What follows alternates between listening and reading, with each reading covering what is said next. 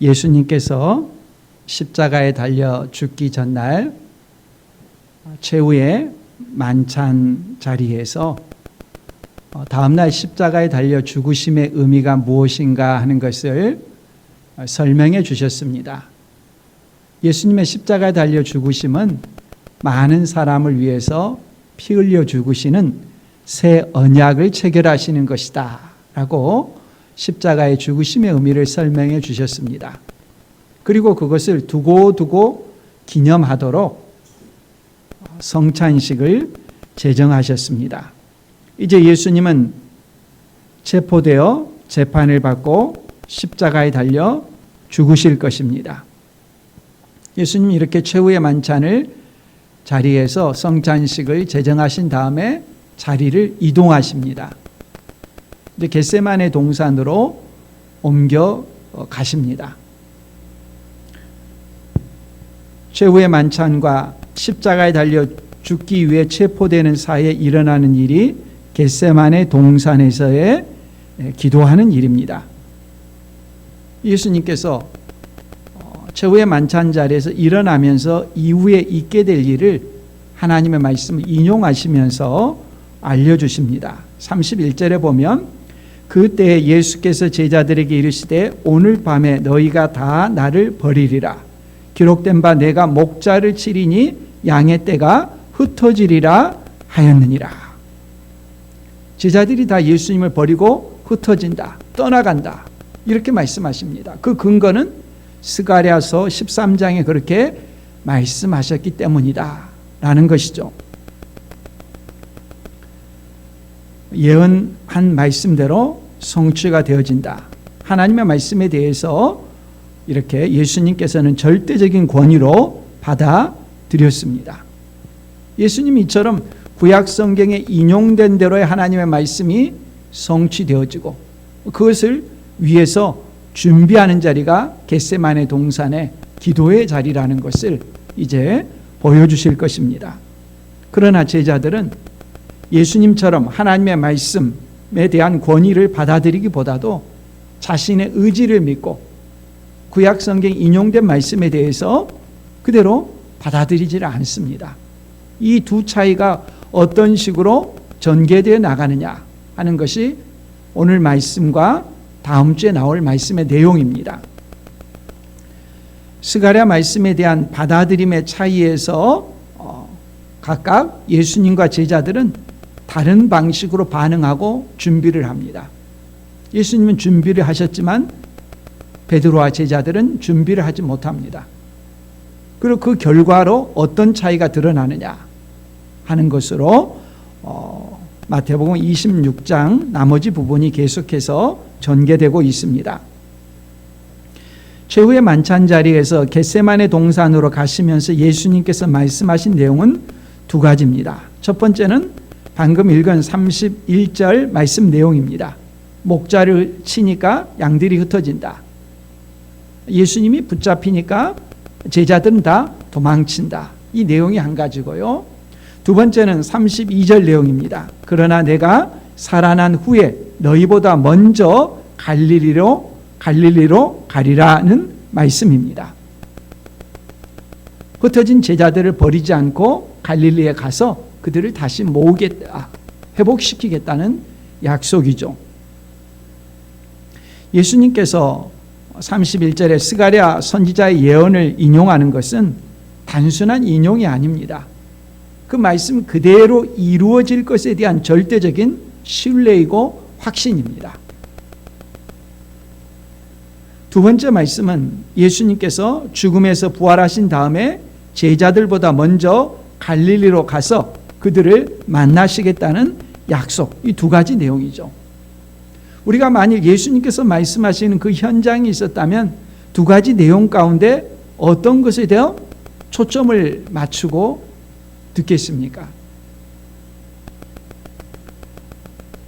목자가 곤경에 처하자 흩어진다는 내용이겠습니까? 아니면 흩어진 자들이 갈릴리에서 다시 만나고 볼 것이라는 내용이 되겠습니까?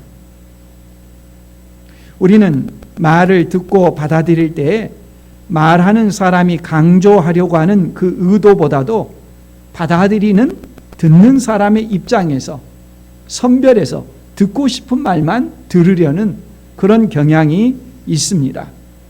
그런 경향이 강하면은 사람들이 흔히 뭐라고 합니까? 나이 든 사람의 고집 피우는 모습이라고 핀잔을 줍니다.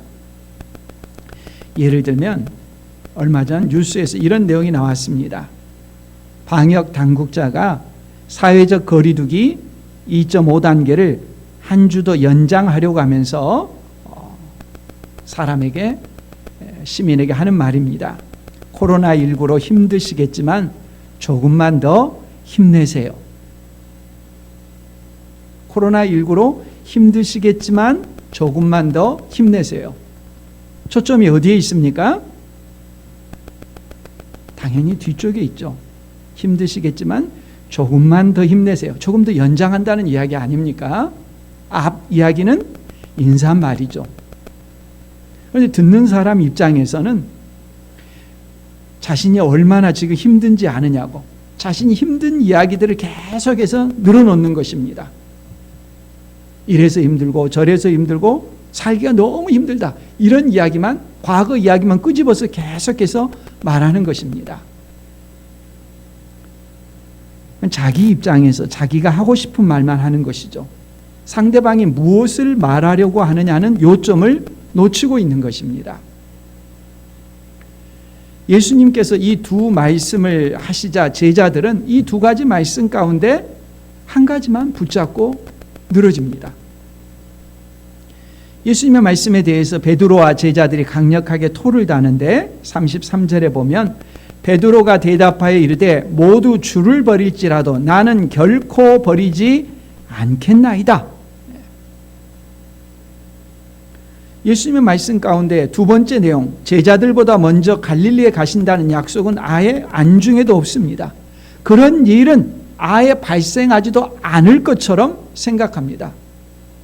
베드로가 예수님을 버리지 않을 텐데, 떠나지 않을 텐데, 항상 같이 다닐 텐데 어떻게 예수님이 베드로보다 먼저 갈릴리에 가서 기다리고 만나게 되는 그런 일이 있겠느냐?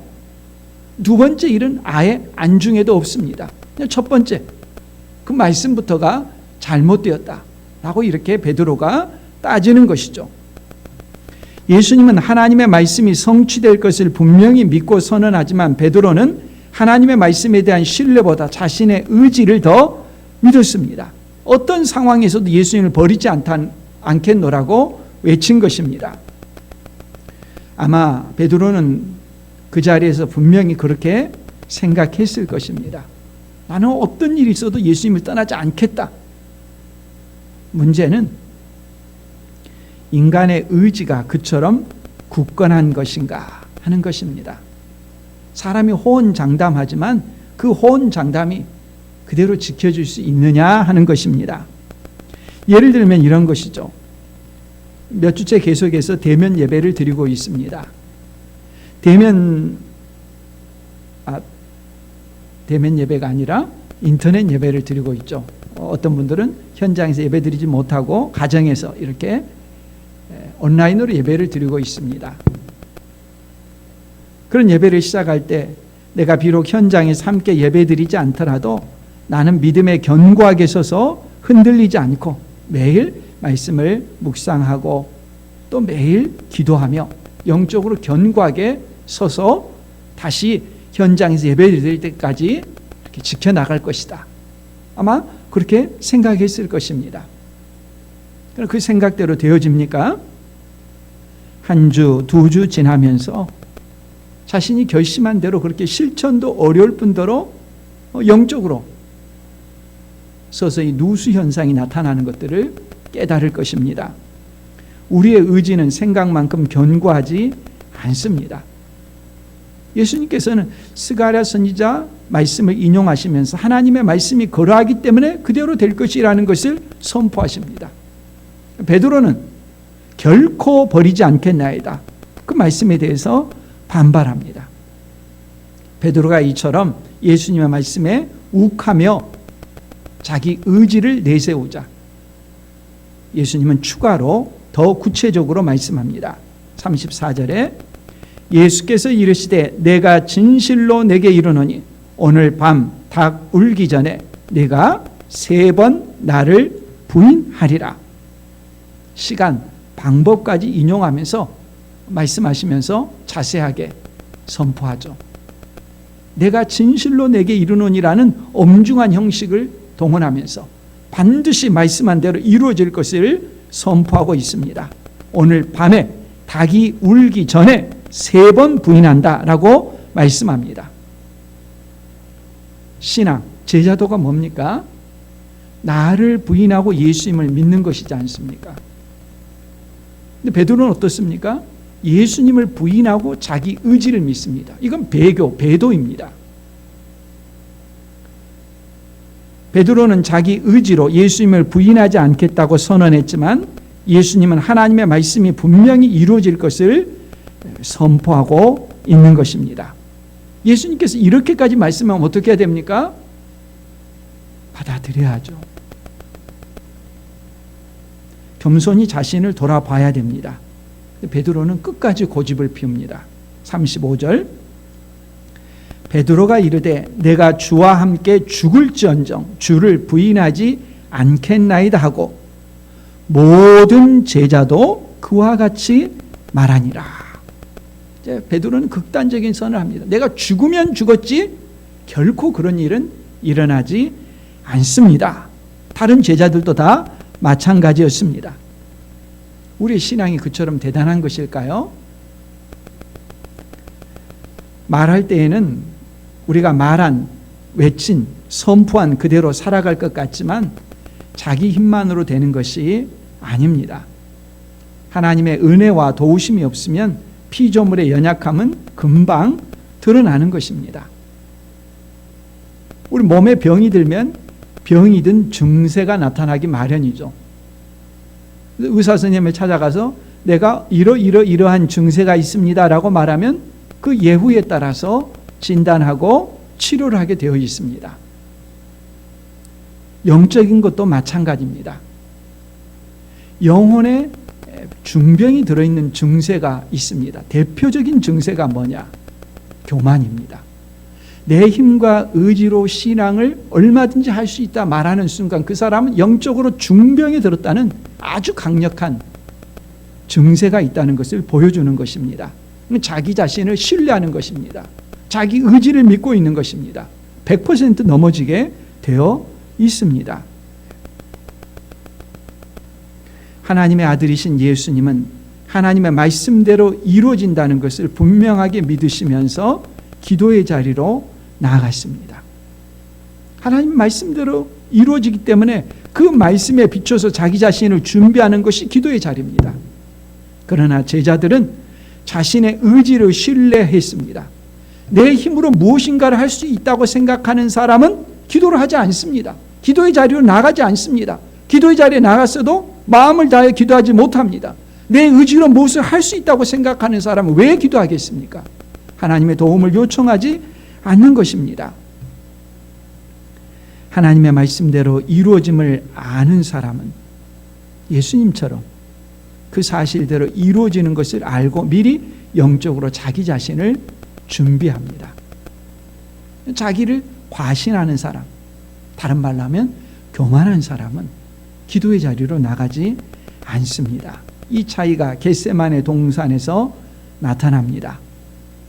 최후의 만찬의 자리에서 일어나서 예수님은 제자들과 함께 겟세마네 동산으로 옮겨가셨습니다. 무엇 때문에? 36절 이에 예수께서 제자들과 함께 겟세마네라 하는 곳에 이르러 제자들에게 이르시되 내가 저기 가서 기도할 동안에 너희는 여기 앉아 있으라 하시고 기도하기 위해서 가신 것이죠. 이 기도의 중요성을 우리가 예수님을 통해서 배울 수 있습니다. 스가랴 선지자의 말씀을 인용하면서 하나님의 말씀이 그러하니까 당연히 그대로 이루어진다, 당연히 그대로 성취된다 이렇게 바라보시는 것이 아니라 하나님의 말씀이 그러하니까 그대로 이루어진다, 그러므로 나는 기도한다였습니다. 이 중요한 차이죠. 하나님의 말씀이 그러하니까 당연히 그렇게 이루어질 것이다 하고 수수방관하는 것이 아니라 하나님의 말씀이 그러하니까 더 기도하면서 영적으로 준비되는 것입니다. 이게 말씀과 기도의 조화입니다.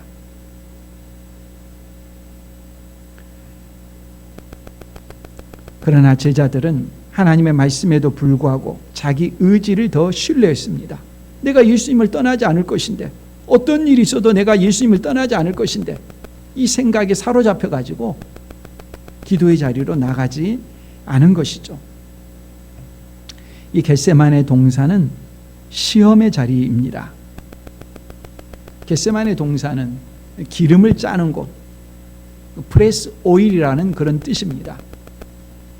씨가 있으면, 감람나무 씨가 있으면 그 씨에서 기름을 짜냅니다. 씨에서 기름을 짜내기 위해서 얼마나 으깹니까?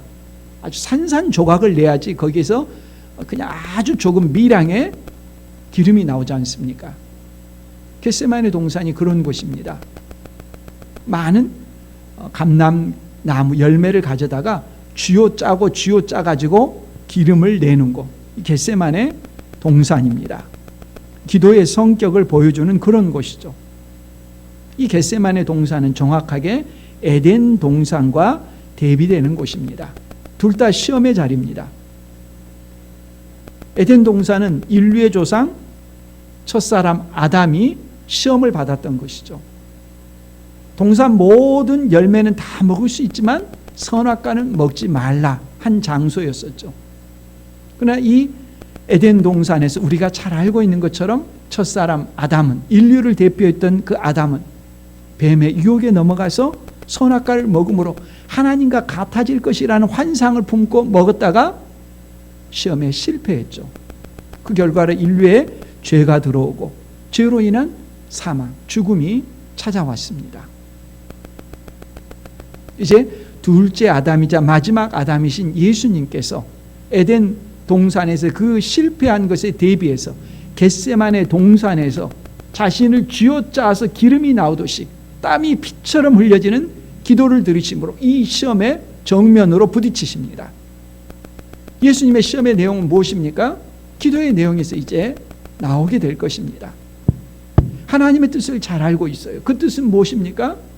모든 인류의 죄를 대신해서 하나님의 진노의 형벌을 받는 것입니다. 그 진노의 형벌을 받을 것인가 회피할 것인가, 이 시험입니다. 예수님께서 당연히 그 시험을 받아야 될 이유가 없습니다. 본인의 의지로 거부할 수도 있습니다. 이 진노의 형벌을 받을 것을 받아들일 것인가 말 것인가. 겟세마네 동산에서 예수님께서 시험을 받으시는 것이죠. 이 시험에 당연히 통과되는 것처럼 여기지 않아야 됩니다. 겟세마네라는 이름 자체가 당연히 시험을 통과할 것이라는 것을 우리에게서 생각조차 하지 못하게 합니다. 예수님께서 기도의 자리로 가시면서 특별히 세 제자들을 데리고 갔다고 합니다. 37절에 보면 베드로와 세베대의 두 아들을 데리고 가실새 고민하고 슬퍼하사. 이 세 제자들의 공통점이 있습니다. 호언장담했던 사람들입니다. 예수님을 절대 떠나지 않고 예수님 곁에서 예수님 그 모든 고난을 함께하겠다 소리쳤던 사람들입니다.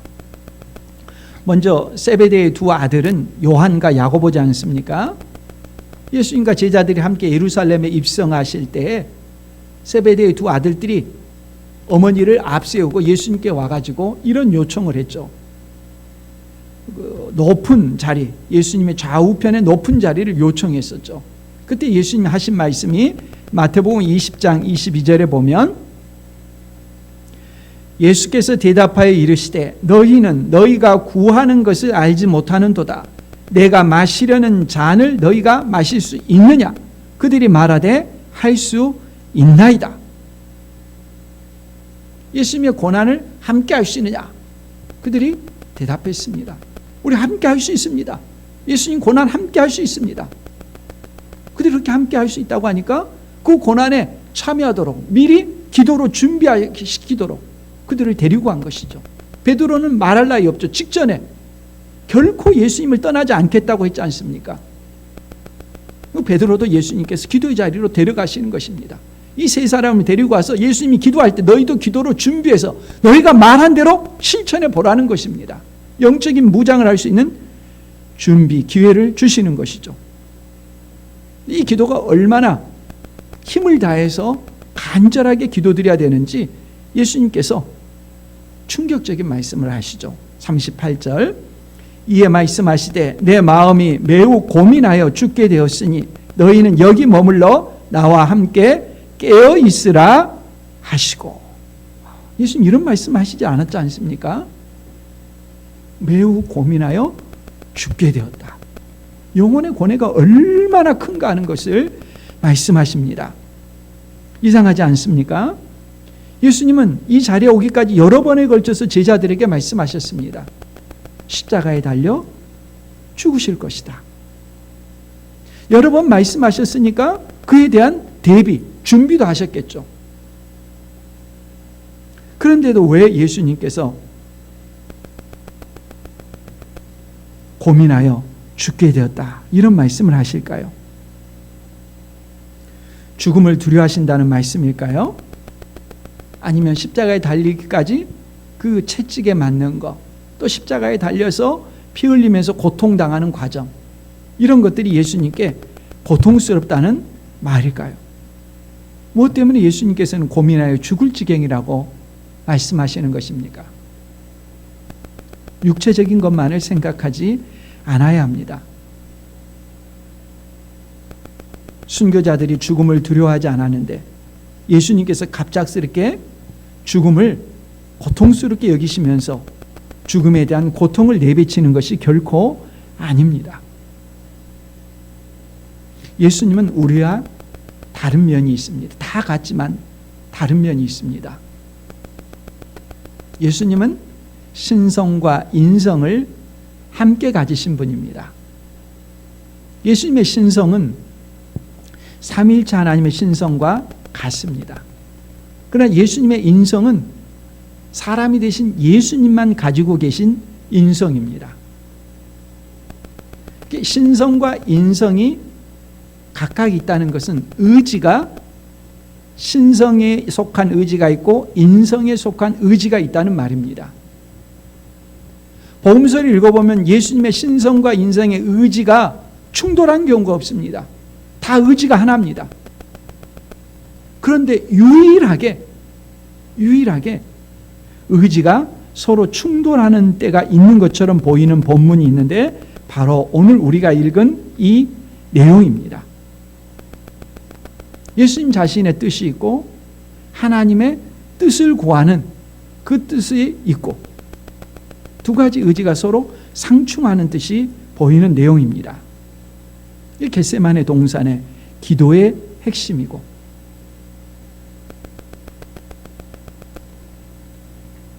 이제 그 의지의 충돌이 기도로 나타납니다. 39절입니다. 조금 나아가사 얼굴을 땅에 대시고 엎드려 기도하여 이르시되 내 아버지여 만일 할만하시거든 이 잔을 내게서 지나가게 하옵소서. 그러나 나의 원대로 마시옵고 아버지의 원대로 하옵소서 하시고. 기도의 간절함이 말씀에 나타나 있죠. 예수님의 기도 내용이 길었지만 그것을 한 절로 요약한 것이겠죠. 먼저 기도의 자세 자체가 뭡니까? 얼굴을 땅에 대시고 엎드렸다고 합니다. 말씀으로 온 우주를 창조하신 대권자이신 예수님께서 땅에 얼굴을 대셨습니다.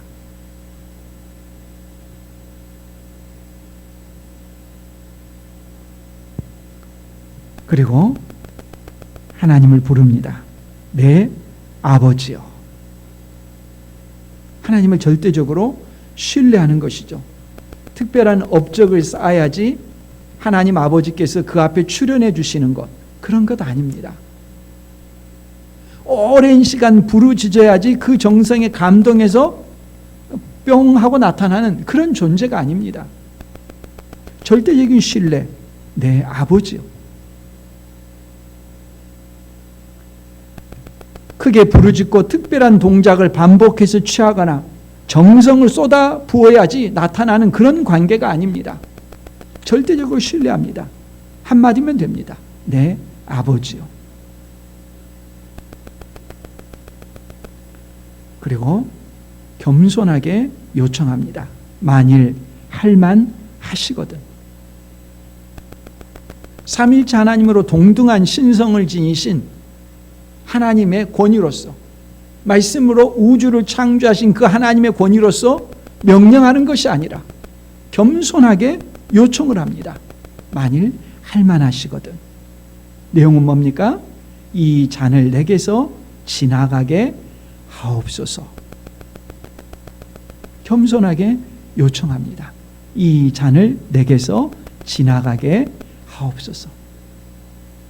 이 잔을 내게서 지나가게 하옵소서. 그러나 나의 원대로 마시옵고 아버지의 원대로. 예수님 자신의 의지와 하나님 아버지의 뜻 간의 부딪힘, 이것이 겟세마네 동산의 기도, 쥐어짱 핵심입니다. 그 깊이를 우리는 다 알지 못합니다. 잔을 지나가게 해달라고 하시면서 마시는 것이 하나님 아버지의 뜻이면 순종하겠다고 말씀했습니다. 여기에 핵심이 담겨 있습니다. 잔은 무엇일까요? 이 잔을 마신다는 것은 잔에 무엇이 채워졌느냐 하는 것이 핵심입니다. 구약 성경에 그 용례가 나옵니다. 이사야 51장 17절 말씀에 보면 여호와의 손에서 그의 무슨 잔입니까? 분노의 잔이라고 합니다. 예레미야 25장 15절 말씀입니다. 이스라엘의 하나님 여호와께서 이같이 내게 이르시되 너는 내 손에서 이 무슨 술잔입니까? 진노의 술잔을 받아가지고, 분노의 잔, 진노의 술잔, 이렇게 말씀하고 있습니다. 이 잔에 무엇이 담겨 있습니까? 하나님의 분노, 하나님의 진노가 담겨 있습니다.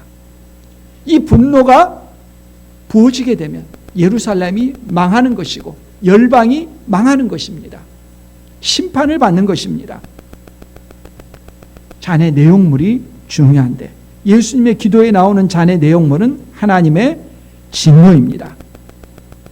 이 술잔을 마신다는 것은 하나님의 진노가 채워진 것을 마신다는 것이죠. 한번 생각해 보십시오. 자신이 평소에 손도 대지 않고 보지도 않으려고 하는 혐오스러운 것들, 예를 들어서 뱀의 피, 쥐의 피, 뭐 이런 피들을 섞어가지고 잔에 섞어가지고 마셔라.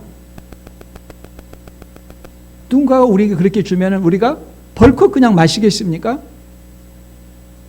혐오스러운 것들에 대해서 혐오스러운 태도를 보일 것입니다. 당연한 것이죠. 예수님은 거룩하신 분이십니다. 아무런 죄가 없는 분입니다.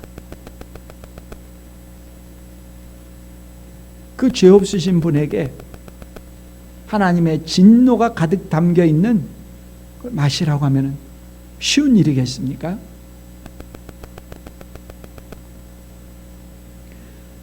우리는 우리의 죄 용서가 쉽다고 생각해서는 안 됩니다.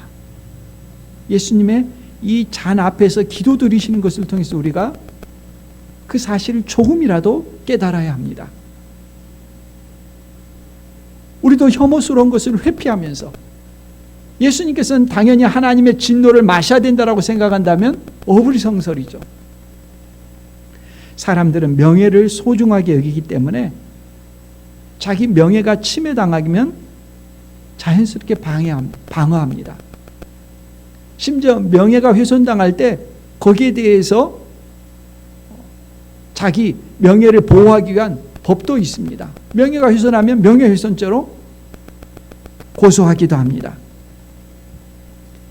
우리가 잘못을 하지도 않았는데 손가락질 당하고 수치를 겪는다면 억울하게 여기면서 그에 대해서 방어할 것입니다. 가끔씩 뉴스에 나오는 것처럼 살인을 저지르지 않았는데 억울하게 누명을 쓰고 몇십 년을 옥살이 했다가 나중에 진범이 밝혀졌다. 그런 뉴스를 들을 때 뉴스 자체가 되었다는 것도 중요하지만은 동시에 드는 생각이 뭡니까? 그 사람 세월을 어떻게 보상하느냐? 얼마나 억울했을까? 내가 저런 상황이 됐으면 어떻게 반응했을까? 자연스럽게 드는 생각 아닙니까? 죄 없으신 예수님께서 세상의 모든 죄들, 하나님과 원수된 상태를 십자가에서 담당하는 것은 진노의 잔을 마시는 것입니다.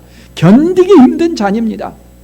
세상 사람이 저질렀던 그 모든 수치스러운 죄악들을 예수님께서 대신 지시고 진노를 마시는 것입니다. 자기의 죄로 여기는 것입니다. 쉬운 것이겠습니까? 조금만 멸시를 당하고 하지도 않은 일을 자기가 했다고 뒤집어 썼을 때 길길 날뛰는 것이 사람들의 본성인데, 흉악한 인간의 모든 죄를 예수님께서 저지르지도 않았는데 대신 져야 된다는 것, 하나님의 진노의 심판을 받아야 되는 것은 결코 쉬운 일이 아닌 것이죠. 그래서 예수님께서 기도하시는 것이죠. 겟세마네 동산은 시험의 자리였습니다. 죄 없으신 예수님께서 우리의 모든 죄, 내가 저지른 죄, 그 죄를 예수님께 전가하는 것인데, 그 예수님이 다 지시는 문제를 놓고 하나님 앞에 나아가 기도하는 것입니다. 이 방법밖에 없습니까? 묻는 것이죠. 그렇게 기도하시다가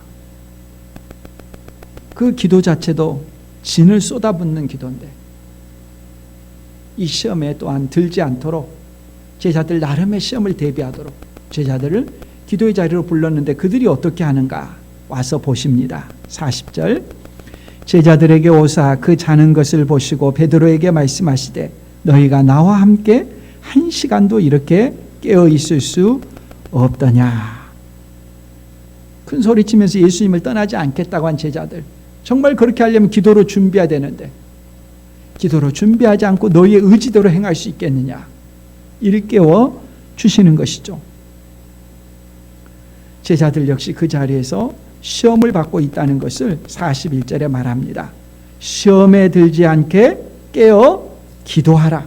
마음에는 원이로되 육신이 약하도다 하시고, 제자들이 시험에 들지 않으려면 자신의 의지로 맞서는 것이 아니라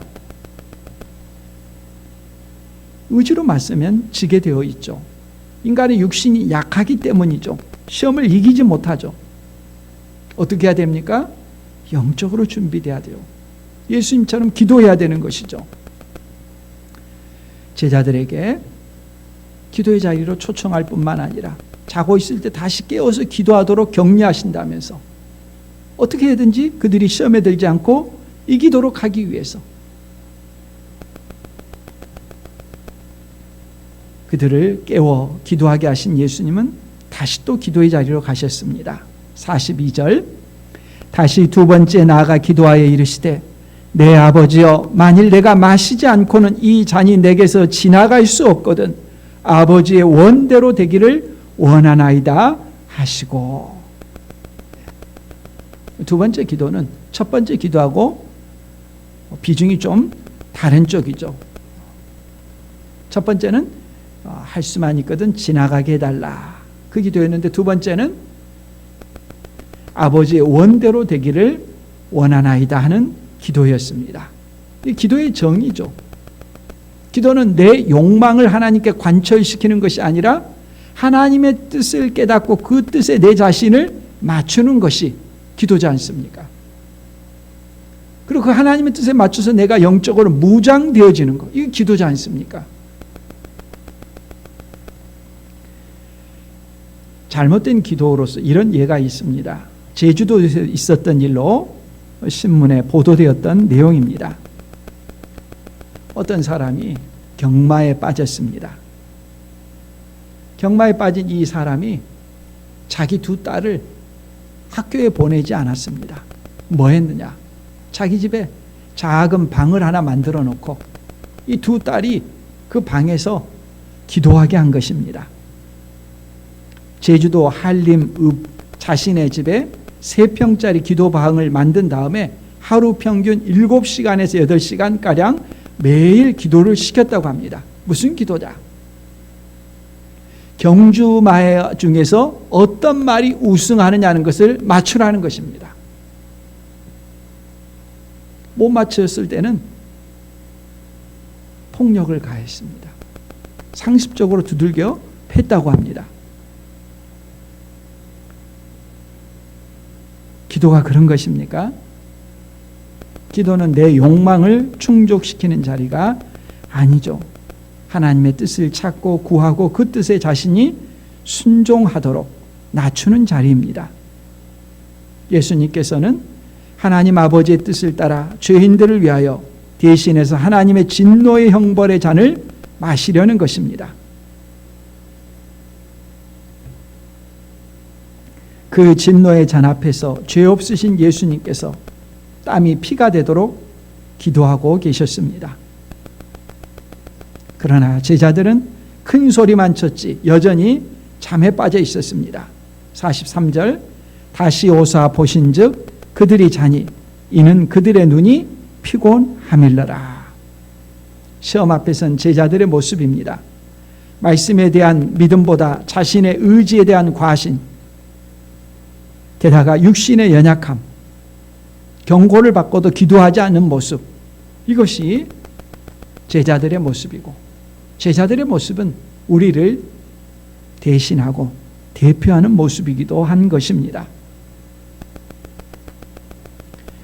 예수님은 2번이나 간절히 기도하시고도 거기서 그치지 않았습니다.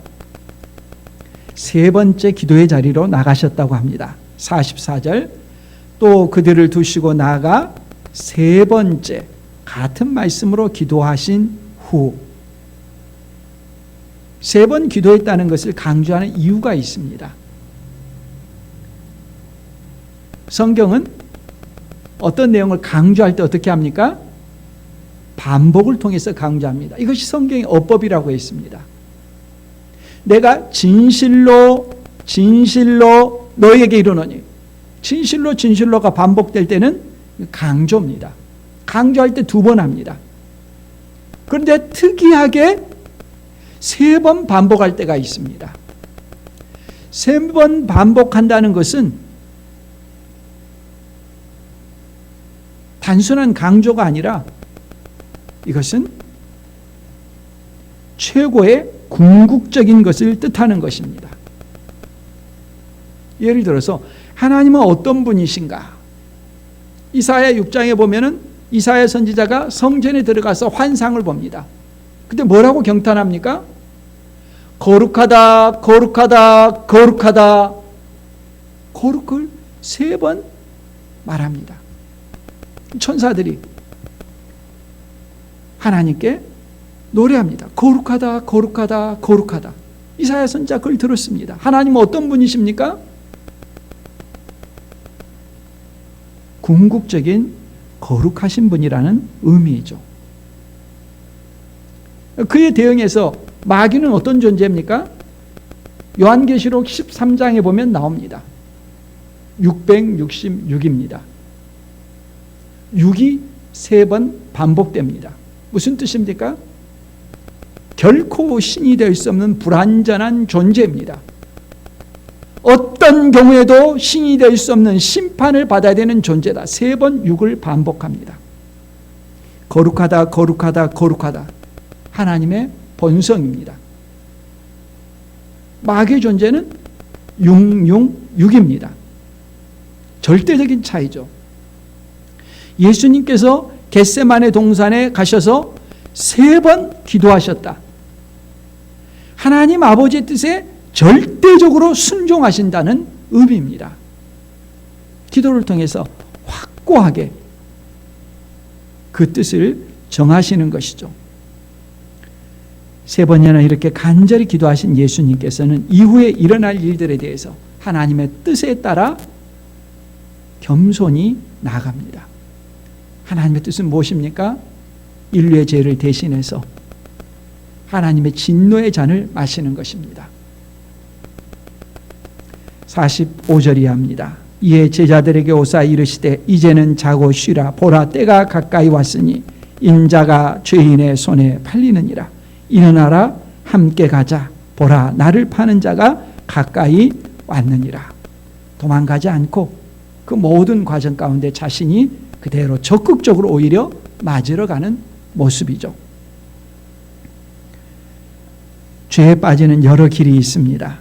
죄에 대한 호기심 또는 게으름, 이런 삶의 방식, 그런 것들이 있을 뿐만 아니라 기도하지 않는 것도 시험에 빠지고 죄에 빠지게 되는 길 가운데 하나입니다. 제자들도 마찬가지고 우리도 마찬가지입니다. 우리가 사는 세상은 시험으로 가득 차 있는 곳입니다. 내 힘과 의지로 세상 가운데 얼마든지 죄를 짓지 않고 살아갈 수 있을 것이다. 착각입니다. 교만입니다. 영적으로 문제가 있다는 단적인 증거입니다. 우리는 기도하지 않고 이 세상 가운데서 승리할 수가 없는 사람들입니다. 자신의 인생 경험과 의지가 도움이 되지만 절대적이지 않습니다. 큰 힘이 되지 않습니다. 우리는 연약한 존재입니다. 하나님 앞에 무릎을 꿇고 기도해야 합니다. 오늘 말씀을 통해서 우리가 보게 됩니다. 심지어 하나님의 아들이신 예수님도 땅에 얼굴을 대면서 간절히 하나님 앞에 기도하셨습니다. 기도로 준비하셨습니다. 오늘 우리들은 더더욱 그래야 합니다. 자신의 문제만을 놓고 기도할 것이 아니라 교회와 나라를 위해서, 주변에 있는 사람들, 영혼들을 위해서 기도해야 합니다. 기도하지 않고 그들에 대해서 손가락질할 것이 아니라, 비평할 것이 아니라, 비판할 것이 아니라, 내가 기도하지 않았기 때문에 되어진 결과라는 것을 뼈저리게 느낄 수 있어야 됩니다. 자신이 저지르지 않은 죄였지만 그 하나님의 진노의 형벌을 예수님 앞에서 몸소리치는 그 자리에서 그걸 마시도록 기도하고 준비하셨습니다. 우리가 세상에 나아갈 때 생각지도 못한 일들, 몸소리치는 일들을 만날지 모릅니다. 피한다고 해서 피할 수 없는 그런 일들이 얼마든지 도처에 있습니다. 어떻게 해야 합니까? 기도로 준비해야 합니다. 하나님의 은혜만이 우리가 이 모든 시험에서 이길 수 있는 길입니다. 기도하는 우리 모두가 될 수 있기를 바랍니다.